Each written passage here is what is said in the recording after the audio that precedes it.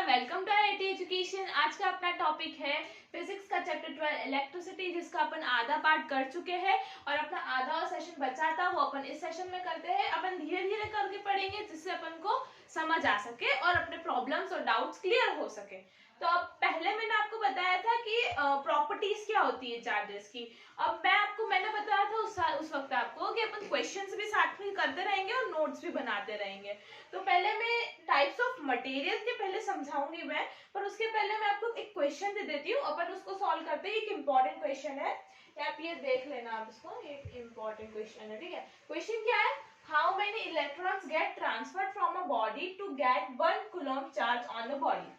मतलब कितने electron transfer होते हैं फ्रॉम बॉडी, एक बॉडी से कितने इलेक्ट्रॉन ट्रांसफर होते हैं to get 1 coulomb charge on the body, एक कूलम्ब का चार्ज बनने के लिए।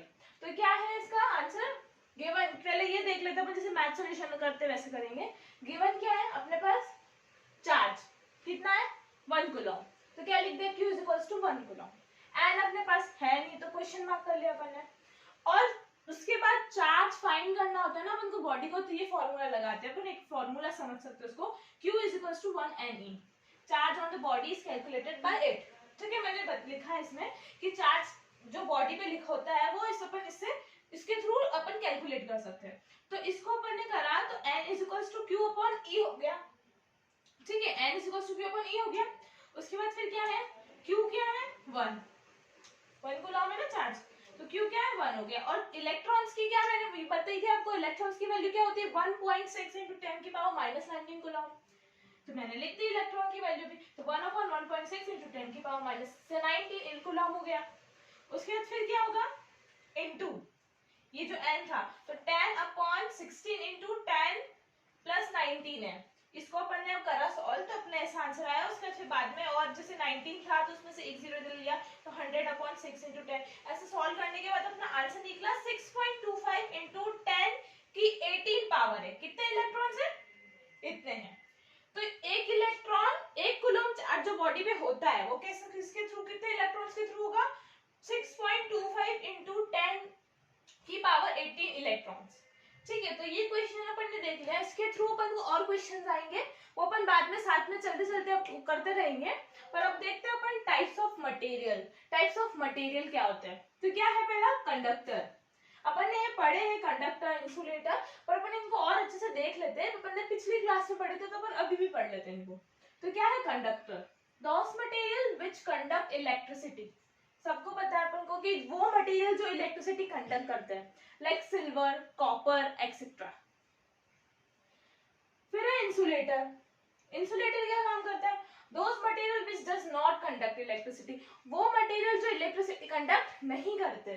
ठीक है, इसके एग्जांपल क्या हो सकते हैं? Rubber, etcetera. मतलब रबर जो है वो किसमें हेल्प करता है? वो इलेक्ट्रिसिटी कंडक्ट नहीं करने में हेल्प करता है। तो किसका एग्जांपल हो गया? इंसुलेटर का। और कॉपर, सिल्वर क्या होते हैं? वो बहुत हाई कंडक्टर में होते हैं, मतलब इलेक्ट्रिसिटी बहुत अच्छी पास करते हैं, तो वो अपने कंडक्टर में आ गए। फिर है semi conductor.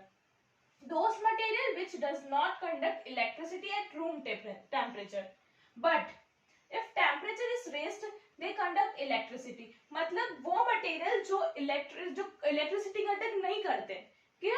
At room temperature. कहाँ पे? At room temperature. मतलब वो मटेरियल जो इलेक्ट्रिसिटी कंडक्ट नहीं करते, किसमें? रूम टेम्परेचर पे।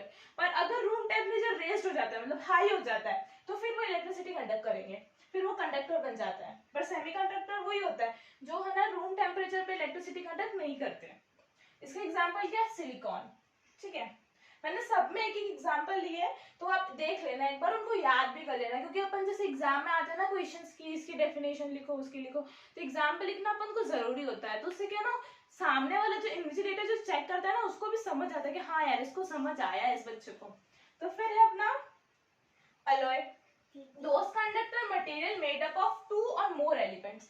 मतलब वो कंडक्टर, जो कंडक्टर ना, वो कंडक्टर के जो मटेरियल लाइक सिल्वर, कॉपर, ये जो कंडक्टर मटेरियल्स है वो 2 या ज्यादा एलिमेंट के बने होंगे, तो अलॉय होते हैं। ठीक है, कैसे? ब्रास।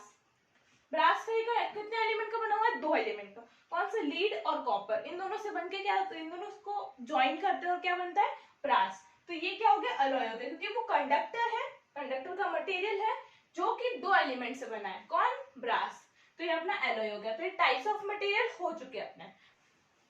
सो गाइस आज अपन इतना ही पढ़ेंगे। नेक्स्ट अपना रहेगा इलेक्ट्रिक करंट और उनसे रिलेटेड क्वेश्चंस देखेंगे अपन।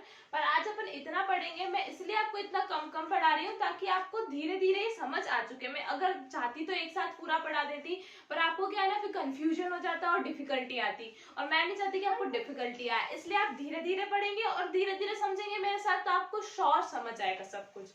तो अपन अभी यही ओवर करते हैं, फिर अपन नेक्स्ट टॉपिक अपना इलेक्ट्रिक करंट पढ़ेंगे। So I hope you like this video and please like, share and subscribe my channel.